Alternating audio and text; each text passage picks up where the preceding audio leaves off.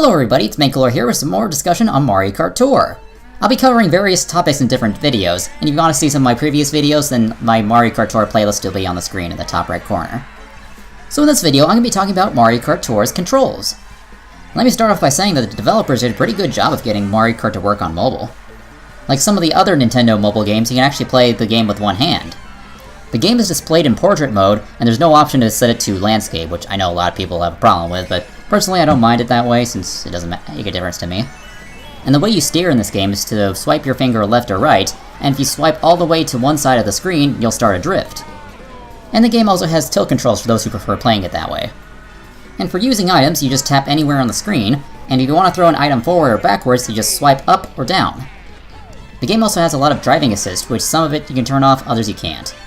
One of them that you can turn off is the auto drift. It'll automatically drift around turns, and if you turn that off, you'll get access to Ultra Mini Turbos. There's also a guide arrow which indicates which direction you're turning. It doesn't affect the actual driving, it just helps knowing which direction you're going. Now the two driving assists which are familiar for those of you who've played Mario Kart 8 Deluxe, these can't be turned off. The game has Smart Steering and Auto Accelerate.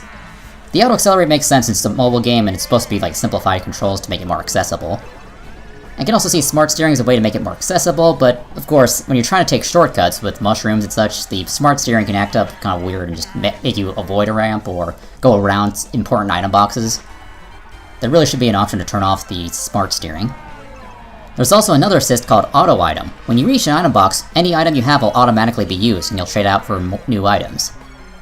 Personally, I turn that off since I like to have more control over my items. And your character will automatically trick off any ramp, bump in the road, or even supposed course obstacles. The only problem I have with the controls is that you should be able to press a button on the screen to use your items. Because if you tap the screen, you'll actually hop to try doing a drift. And this is especially frustrating when the game's frame rate drops when there's a lot of action going on. Sometimes I have to furiously tap my screen to actually get the items to use, and sometimes they start to drift, sometimes throws the item backwards in the wrong direction, and yeah, it just gets really frustrating when the frame rate is dropped. Overall, the controls are pretty decent. There's some automation that I would like turned off, and others I do see that's necessary for a mobile game. Of course, we should note that this is a beta, and things will change in the final release. So those are my thoughts on Mario Kart Tour's controls.